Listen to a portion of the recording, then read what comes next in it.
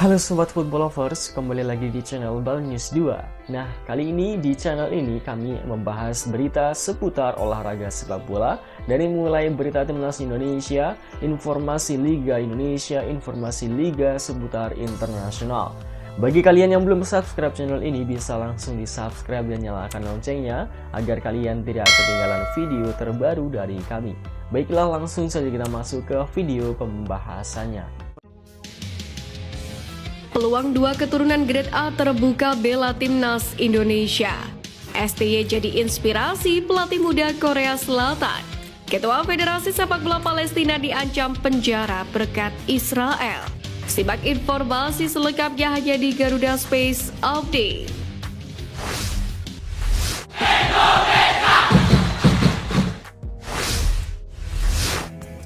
Bek timnas Indonesia Elkan Bagot dikabarkan sedang diincar 4 klub Liga Inggris. Kabar tersebut diungkapkan oleh akun X @ifl_hub. Adapun 4 klub yang dimaksud yakni Walsall, Northampton Town, Barrow AFC, dan Wycombe Wanderers. Transfer Elkan Bagot sendiri berpotensi terjadi usai Ipswich Town resmi promosi ke Premier League. Sejauh ini Elkan Bagot sempat dipinjamkan ke Kings Lynn, Gillingham FC, Cheltenham Town FC, dan Bristol Rovers. Karir bek jangkung tersebut pun semakin mengkhawatirkan usai secara mengejutkan tidak dipanggil Sintayong ke timnas Indonesia di kualifikasi Piala Dunia 2026. Sebelumnya Elkan Bagot tidak memperkuat timnas Indonesia U23 di playoff Olimpiade Paris 2024 karena Ipswich Town tak memberikan izin.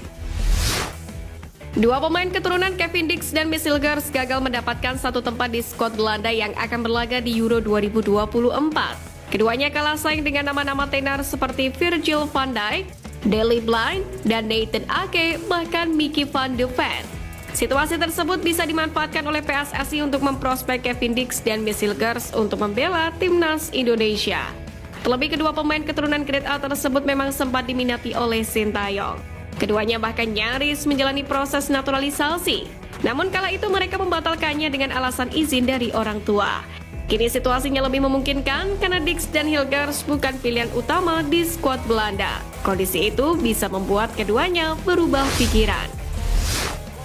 Presiden Asosiasi Sepak Bola Palestina atau PFA Jibril Rojub mengaku mendapatkan ancaman dari Menteri Luar Negeri Israel setelah mendesak FIFA untuk menjatuhkan sanksi terhadap negara tersebut. Dalam hal ini FIFA mengaku akan meminta nasihat hukum sebelum mengadakan pertemuan pada bulan Juli untuk memutuskan proposal Palestina yang mendesak penangguhan Israel dari sepak bola internasional.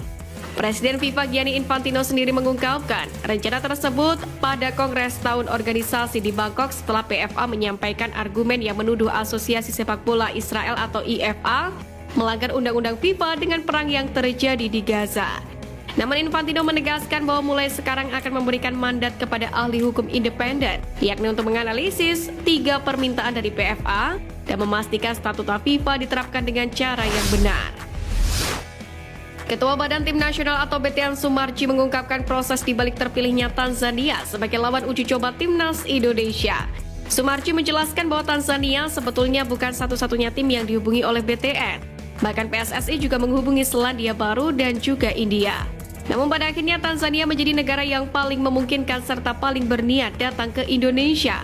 Sumarji lantas menjelaskan bahwasanya timnas Indonesia tidak akan mendapatkan poin jika menang atas Tanzania karena pertandingan tersebut tidak masuk dalam agenda FIFA. Pria berkacamata itu pun menegaskan laga uji coba tersebut harus dimaksimalkan oleh tim asuhan Sintayong. Hal ini agar timnas Indonesia dapat tampil maksimal dalam 2 ajang kualifikasi Piala Dunia 2026.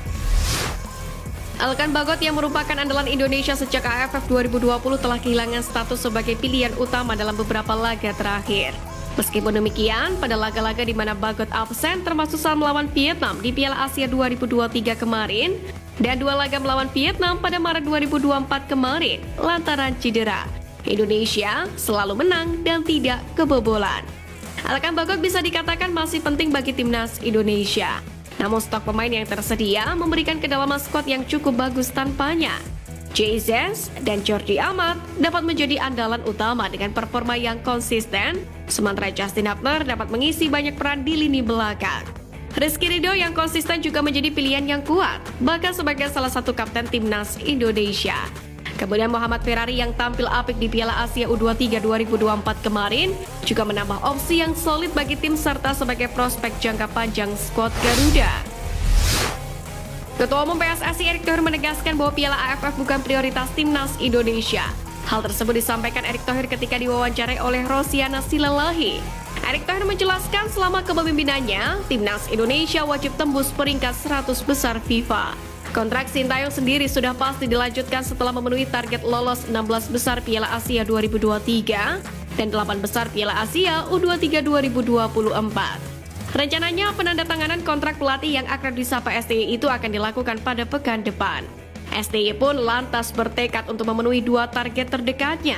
Yang pertama, STY ingin membawa Indonesia lolos ke putaran ketiga kualifikasi Piala Dunia 2026.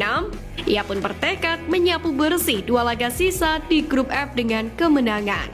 Selain kualifikasi Piala Dunia, STY rupanya juga memendam hasrat untuk menjuarai Piala AFF. Hal tersebut pernah disampaikan ketika kualifikasi Piala Asia U23 2024 di Solo kemarin. Ketua Umum PSSI Erick Thohir turut jadi sorotan atas keberhasilan timnas Indonesia yang banyak mencetak sejarah. Erick Thohir sendiri memiliki kontrak dengan PSSI hingga tahun 2027 mendatang. Saat ini selain sebagai Ketua Umum PSSI, Erick Thohir juga menjabat sebagai Menteri BUMN era Presiden Joko Widodo atau Jokowi. Sementara terkait masa depan, Erick Thohir menjelaskan jika kontraknya dengan PSSI dan Menteri berbeda. Namun jika kembali diminta untuk menjabat sebagai Menteri di era Prabowo Subianto dan Gibran Rakabuming Raka, Erick Thohir siap bekerja seperti saat ini. Dirinya pun menyatakan pada pelantikan Menteri Prabowo Gibran bulan Oktober akan hadir. Pasalnya dipilih atau tidak menjadi menteri, Erick Thohir masih menjabat sebagai Ketum PSSI. Menurutnya hubungan PSSI dan pemerintah tak bisa dipisahkan lantaran saat ini semua fasilitas adalah kepunyaan pemerintah. Ujung tombak Ipswich Town Ali Al-Hamadi dipastikan bakal absen saat Irak menghadapi timnas Indonesia dalam matchday kelima grup F kualifikasi Piala Dunia 2026 zona Asia pada 6 Juni mendatang.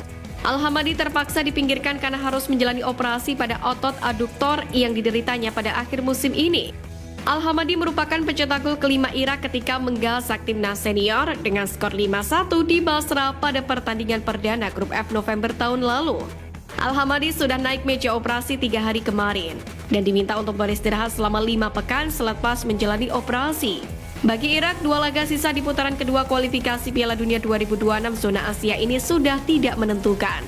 Karena memang mereka berhasil merebut tiket ke babak ketiga sekaligus memastikan tempat di putaran final Piala Asia 2027. Sebaliknya, timnas Indonesia masih membutuhkan 1 kemenangan untuk mengikuti jejak Irak. Pelatih Indonesia Sintayong dikenal sebagai salah satu pelatih top di Asia bahkan dunia. Maka tidak heran banyak pelatih muda di Korea Selatan yang menjadikan STY sebagai inspirasi mereka seperti yang dilakukan oleh pelatih Suwon Blue Wings, Yeom Ki-hoon. Meski Sintayong belum mempersembahkan gelar untuk timnas Indonesia, Yeom mengatakan Sintayong adalah salah satu dari 2 sosok pelatih yang ingin ditiru oleh dirinya. Menurutnya Sintayong merupakan pelatih yang mempunyai kemampuan hebat dalam meramu taktik. Hal itu dirasakannya ketika bermain untuk timnas Korea Selatan saat menjuarai Piala Asia Timur 2017. Bahkan telah mencetak sejarah baru bersama timnas Indonesia seperti menembus babak 16 besar Piala Asia dan semifinal Piala Asia U23. Sekian News Flash kali ini Sobat Garuda, mari terus dukung perjuangan timnas Indonesia. Nantikan News Flash edition dari Garuda Space selanjutnya. Terima kasih dan salam olahraga.